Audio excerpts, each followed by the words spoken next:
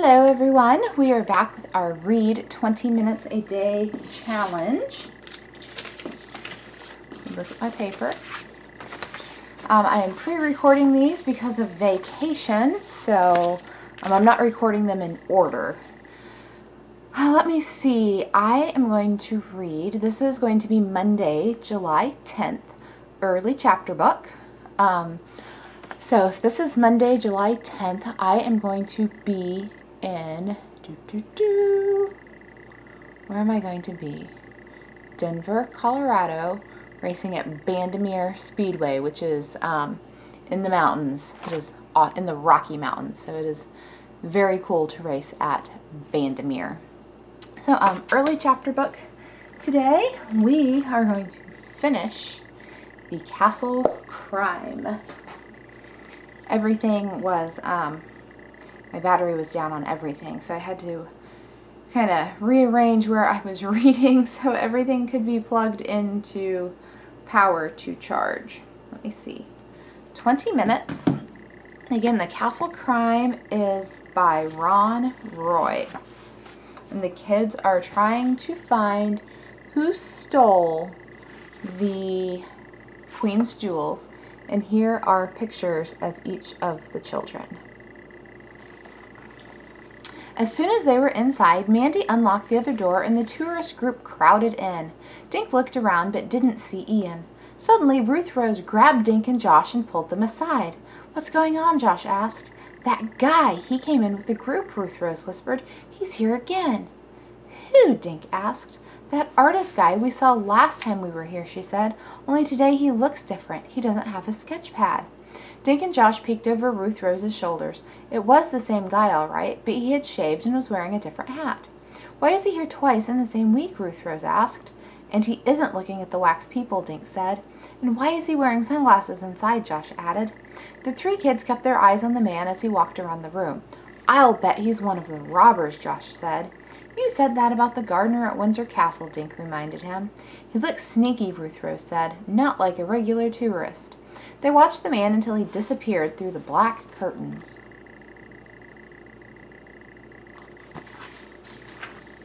"Guys, we came to check out the fake jewels in the wardrobe room," Dink reminded them. The kids slowly made their way toward the wardrobe room. Dink kept an eye out for Ian, but didn't see him. Mandy had taken the group to another part of the museum. Dink, Josh, and Ruth Rose were alone. The door was partly open, and Dink peeked in. The room was empty. "Come on," he whispered.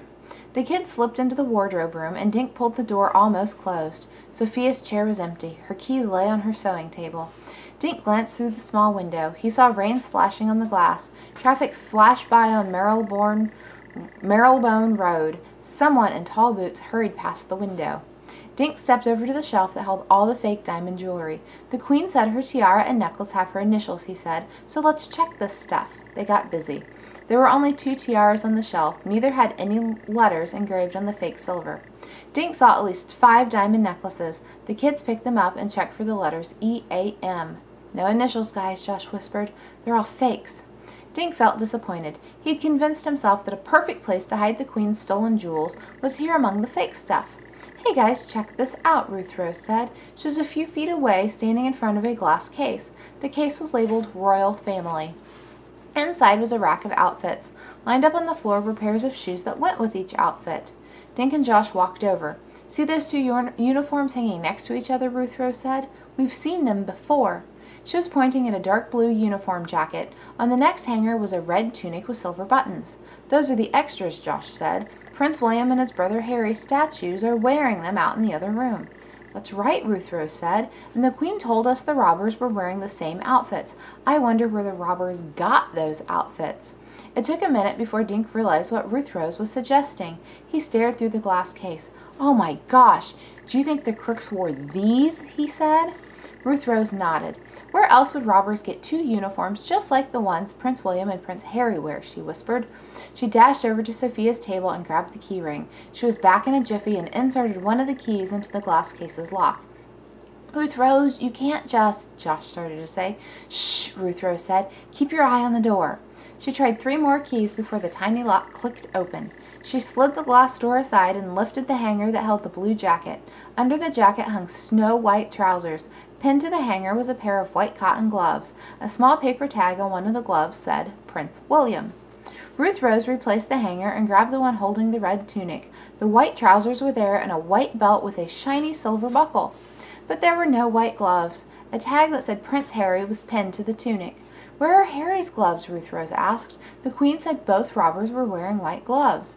The dog bite, Dink said. Maybe the glove got torn. And they wouldn't want to leave a torn glove here with the uniforms, Ruth Rose said. It might even have the robber's blood on it. But guys, how would the robbers get these uniforms? Josh asked. They couldn't just walk in here and take them. Ruth Rose held up the keys. Sophia could have let them in, she whispered. Sophia's in on it? Josh asked. Sophia and Damon are the robbers? Dink shook his head. Sophia is too short to wear these uniforms, he said. But Ian is tall enough. Maybe he and Damon are the crooks. Two cousins pretending to be brothers? I'm going to pause right here for a second. The camera is bothering me because it's cutting off the bottom of my face. Ooh, hang on. I had it propped up on a box. I'm going to prop it up on some books.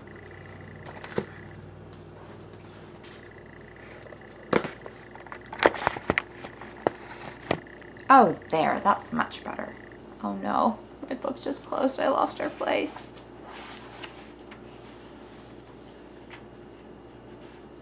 Here we go. That was easy. And Sophia could have helped them, Ruth Rose said. She could have snuck out the uniforms and hung them back where they belong after the robbery. Ruth Rose picked up the shiny black shoes beneath the red tunic. She turned the shoes over and looked at the soles. Check this out, she said. The boys looked. The soles of both shoes had traces of mud on the leather. Stuck in the mud was a blade of grass. The other pair of shoes also had mud on the soles. Someone wore these shoes in a muddy place, Ruth Rose whispered. Dink remembered the muddy grass outside the gate to Windsor Castle. He thought of the tire marks in that area. Suddenly, Ruth Rose reached for the white belt that was hanging with the red tunic. She pulled the belt free and held the silver buckle close to her face. What are you doing? Josh hissed. Whoever wore this belt last might have left his fingerprints, Ruth Rose said, studying the belt. She rolled the belt and shoved it into her pack. I'll just take that, please, a voice behind Ruth Rose said.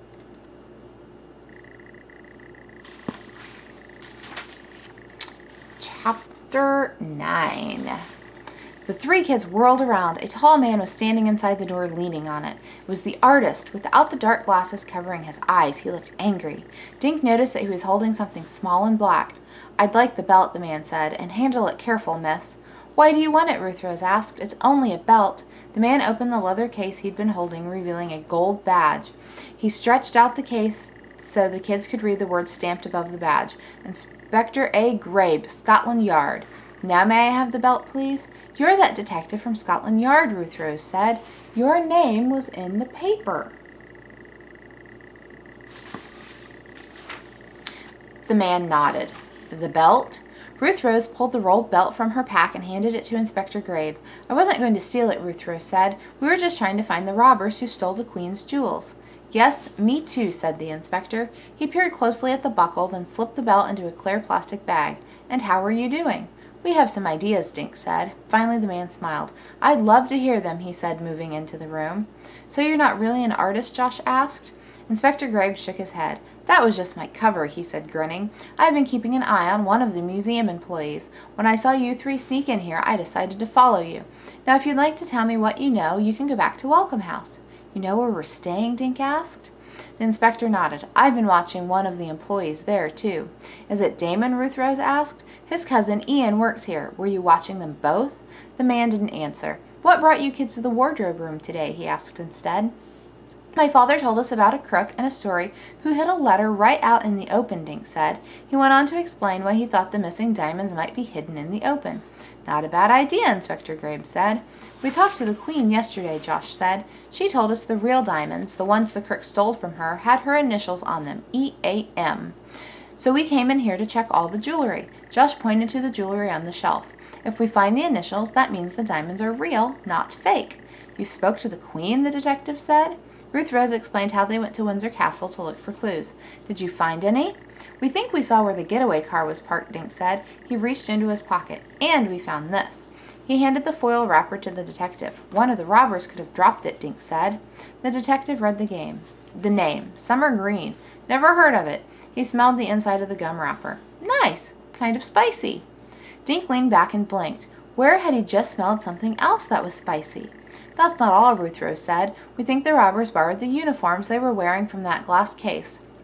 There's grass and mud on the shoes. The inspector nodded. I'll have my team check those uniforms and the belt buckle, but even if fingerprints show up, whose prints are they? It could be Damon Fox, Josh said. He has a bandage on his hand, and the Queen said her dog bit one of the guys. Damon Fox has an alibi, Inspector Graves said. He was visiting his mother Saturday when the robbery took place, and that bandage is a patch his doctor gave him to help him quit smoking. No dog bit his hand. Oh my gosh, Dink said suddenly. Oh my gosh, what? Josh said. Mandy's perfume, Dink muttered. It's spicy. What's that? The detective asked. Mandy's brother was taking her picture outside, Dink said. I stood next to Mandy and I smelled her perfume. But now I don't think it was perfume. I think it was her gum. It has the same spicy smell as the gum wrapper. Josh and Ruth Rose stared at Dink. Dink felt his hands getting sweaty. Maybe Mandy dropped that gum wrapper where the getaway car was parked, he said. Maybe she's one of the robbers. It would be easy for her to get those uniforms, Ruth Rose said, and she's tall enough to wear one of them, Josh said. But who wore the other one? Dink asked. No one had an answer. Dink heard thunder and glanced through the window. It started to rain harder, turning the street shiny. He watched cars streak by, throwing off water. The wet cars looked black. What about Simon? Dink asked. He's tall, too. Sorry, the alarm went off on my phone. Who's Simon? Inspector Graves asked. Ruth Rose pulled her camera out of her pack. She found the picture she'd snapped of Mandy and Simon leaning against his Jeep. Simon is Mandy's brother, she said. She handed over the camera. That's him right there. The detective stared at the picture, then passed the camera back to Ruth. Ruth Rose. He sighed. We have no proof. Mandy may have access to those uniforms, he said, and she may chew summer green gum. I'll bet millions of people chew it too.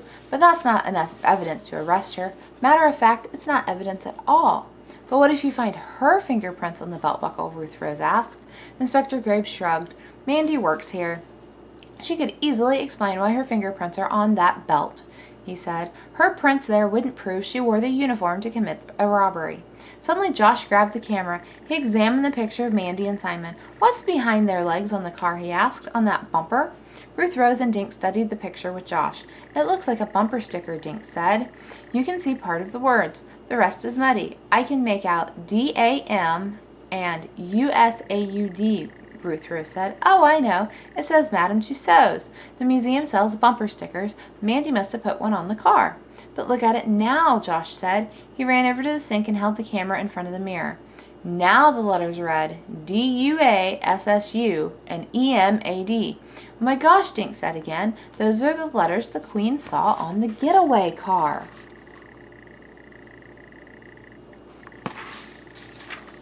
Let me see that, Inspector.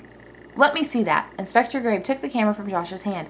You kids are right, she said. She told me about the letters she saw, but they didn't make sense. He smiled at the kids. Now they do make sense, he said. The Queen was seeing a Madame Tussauds bumper sticker, but since she was seeing it in her car's rearview mirror, she read the letters backward. Chapter 10. So the crooks are Mandy and Simon, Ruth Rose said, and Simon's Jeep is the getaway car that the Queen saw. The Queen saw a black car, though, Josh said. Simon's Jeep is green. But it was raining, Dink said. He pointed out the window. Dark cars look black when they get wet. Inspector Graves smiled. How'd you kids get so smart, he asked. Josh tapped his head. Mighty Josh brains. Everyone laughed. I just thought of something else, Ruth Rose said. Simon's fingerprints are on my camera, so if they match the ones you find on the buckle, that means he wore the belt, right? Inspector Graves nodded and slipped the camera into another clear bag. I'll give it back later, he told Ruth Rose. Just then, the thought that Dink had been chasing popped into his head. Did the Queen say anything to you about the robbers wearing rubber masks, he asked the inspector. Nope, she just said they looked like her two grandsons, he said. Why? Because someone told us the robbers were wearing lifelike rubber masks, Dink said. We thought we read it in the paper, but now I remember who told us. It was Mandy. But how would she know about the masks if no one else did? Of course, only the thieves would know about the masks, the inspector said. The Queen never mentioned them, so I didn't know. And if the newspapers didn't know either, if Mandy said the crooks wore masks, she must have known firsthand. And she knows how to make masks, Josh said. She said so. So can you arrest Mandy and Simon? Do we get the reward? The inspector smiled. What would you do with 10,000 pounds, he asked. Buy a helicopter, Josh said. I'd fly all around the world with my sketch pad. I'd be a flying artist. I'm afraid I can't arrest them yet, Inspector Grabe said. If I did, they could clam up about the stolen jewelry. We'd never find it. And without the Queen's jewelry, we can't prove those two were the crooks. But what if we could find the jewelry, Dink asked, and what if Mandy's fingerprints were on it? Then we'd have a slam dunk, Inspector Grabe said. He gave Dink a look. Do you know something? Dink nodded. In that story my dad told us about, the purloined letter, the crook hid the letter right where no one would look, out in the open, with some other papers. So we looked for the Queen's jewels on the shelf with a bunch of fake jewelry, only they weren't there. The inspector nodded. Go on. Dink lowered his voice. But we didn't look in the right place, he said. So what is the right place? Inspector Grabe asked. I think the Queen's jewelry is on her wax figure, Dink said, right out in plain sight. Here in the wax museum, Inspector Grabe asked. On the Queen? Mandy told us the tiara and necklace on the Queen's wax figure were fake, Josh said. Sure she did, Dink said, and they were fake before the robbery, but after the robbery I think Mandy took the fake stuff off the Queen's wax figure and put real jewels on her. It's a perfect hiding place. You know that red rope they have around the figures of the royal family, Ruth Rose asked? No other statue has a rope.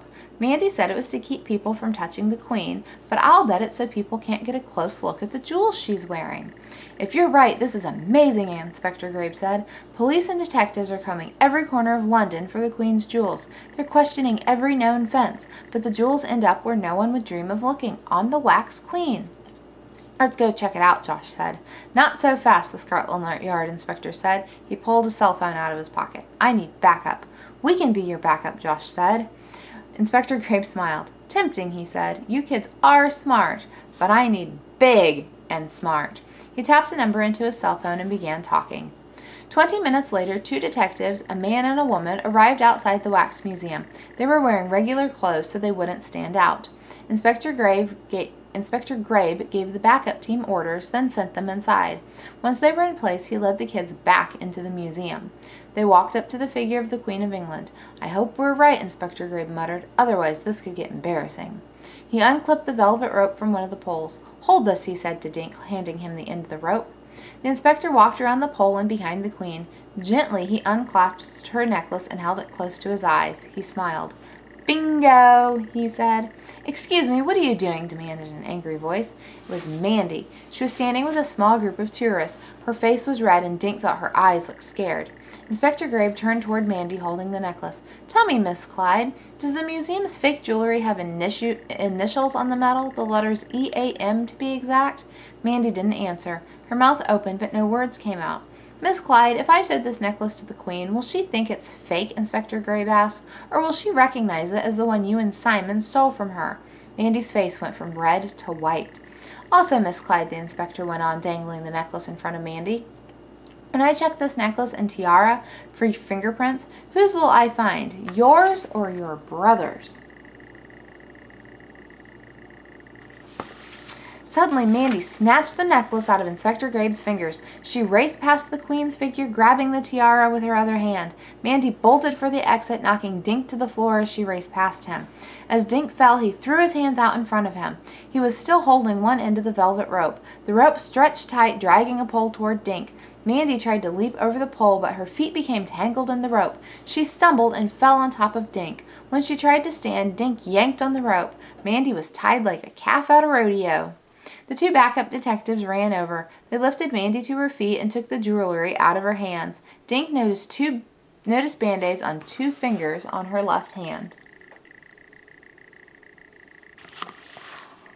He was positive they were covering the bite marks from the Queen's dog, Willow. Nice grab, Inspector Grabe told Dink. Dink tapped the side of his head. Easy peasy, he said.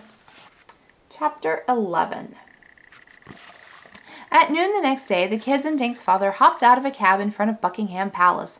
The boys wore their best shirts and pants. Ruth Rose wore red. All red. A row of guards stood in front of the palace entrance. They wore tall, furry hats, red jackets, and black pants. One of the guards marched towards the kids. He's going to put you in the dungeon, Dink whispered to Josh.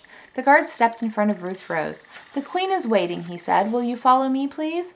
Just then a bright yellow helicopter came thudding out of the sky over the palace. It slowed, then disappeared behind the building. "That's what I'm going to buy with my part of the reward money," Josh said. "Good luck," Dink said. "You couldn't even buy one of the wheels with 1/3 of $15,000. Dink, Josh, Ruth Rose, and Dink's father followed the guard. He was tall and took long strides, so they had to run to keep up. The guard went around a corner and stopped at a small private door. He knocked and the door opened. Another guard stood inside. The first guard left, and the kids followed the second one down a long corridor. Dink felt like giggling. He couldn't believe they were really in Buckingham Palace about to meet the Queen of England. Of course, they had already met her, but this felt different. The guard stopped in front of a door where a third guard stood. The second guard bowed his head to the kids and headed back the way they had come. The third guard knocked on the door, waited 3 seconds, then opened it. "Visitors, Mum," the guard said. The Queen of England was sitting near a fireplace. A cheery fire made the room cozy. 3 brown and white dogs lay at the Queen's feet. The dogs were no longer wet and muddy. They were all watching as the kids and Dink's father stepped into the room. The Queen stood up. "Thank you for coming," she said. She reached out her hand. They all shook hands. "I thank you. My whole family thanks you for finding my jewels," the Queen said. "What clever children!" The Queen looked much better not wearing a raincoat and muddy boots. Dink's father smiled. "We raise smart kids in Connecticut," he said. "Please sit and tell me all about it," the Queen said. They moved to another part of the room. "I hope you're hungry." The 3 kids gasped. A table was heaped with trays of food. One held small cakes with colored frosting. Another tray was full of cookies and some whipped creamy things they'd never seen before. There were tiny sandwiches made with bread with the crust cut off. A bowl of fruit gleamed under the lights. Next to the food stood a silver teapot and a pitcher of lemonade. There were cloth napkins and silver spoons and forks. The cups and saucers had gold edges. Everything was arranged on a snow-white tablecloth. The Queen sat first, then the others. "Help yourselves," she said. The Queen poured tea while the kids and Dink's father filled their plates. When everyone had their food, the kids told the Queen about the clues: the bumper sticker, the tire marks in the mud, the gum wrapper, the spicy smell that Dink had thought was Mandy's perfume. "We were really sure after we saw the mud on the black shoes in the wardrobe room," Ruth Rose added. "And the robbers were wearing rubber masks," Dink said. "When I finally remembered that Mandy told us that, I wondered how she would know."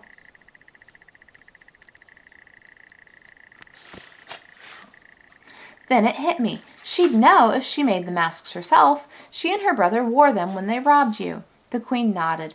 "Very clever," she said. "My grandsons remembered talking to Mandy about my birthday surprise the day they went in to have their pictures taken," she said. "That girl and her brother must have begun planning the robbery that very day." "What will happen to Mandy and Simon?" Josh asked. "Will you lock them up in a dungeon?" The Queen smiled. "The Windsor Castle dungeon hasn't held prisoners in many years," she said. "But those 2 aren't British citizens. They'll be sent back to the United States, where I've been assured they will visit one of your fine prisons." The Queen pushed a small button on the arm of her chair. A few seconds later, a man in a gray suit came in carrying an envelope. He bowed, handed it to the Queen, then disappeared. The Queen handed the envelope to Josh. "Here is your reward," she said, "for your service to the crown." Dink's father plucked the envelope from Josh's fingers. "Thank you," he said. "This will go into a college fund for these 3 young detectives." The Queen smiled. "One more thing." She looked at Josh. "You remind me of my grandson Harry when he was your age. He loved helicopters, and I hear that you do as well. Is that true, Joshua?" Josh grinned. "How did you know?" The Queen tapped her head. "I have spies," she said. Then she pushed the button again. The door behind her opened. Prince William and Prince Harry walked into the room. They were wearing the same uniforms the kids had seen at the museum. The Queen beamed at her handsome grandsons. "Hello, boys," she said. "Did you bring it?" "It's parked out back, Granny," Prince William said. Prince Harry grinned at Josh. "I hear you've never been in a helicopter," he said. Yes, sir," Josh managed to say. "I mean, no, sir." "Well, that will change today," Prince William said. "Are you kids ready to go for a chopper ride over London?" Josh jumped up out of his chair. "Really?" he said. "You're not teasing?" "The royal family never teases," Prince Harry said. "Let's go." "Can I take a cookie with me?" Josh asked. "Yes," Prince William said. "Can I sit next to the pilot?" Josh asked. "Yes," Prince Harry said. "Can I fly the chopper?" Josh asked. "No!" everyone yelled. And that is the end of the castle crime. And like I said earlier, there is a hidden letter in every picture, and if we had found all of the letters, they would have spelled out, "Is Jack the Ripper the next case?" Ooh, wouldn't that be fun? So that is the end of A to Z Mysteries, The Castle Crime, and this was actually Super Edition number 6 because when I bought this, I didn't realize we didn't have numbers 1 through 5, but I have ordered them. They will be in the library later this summer. So thanks for listening, everybody, and I will see you tomorrow.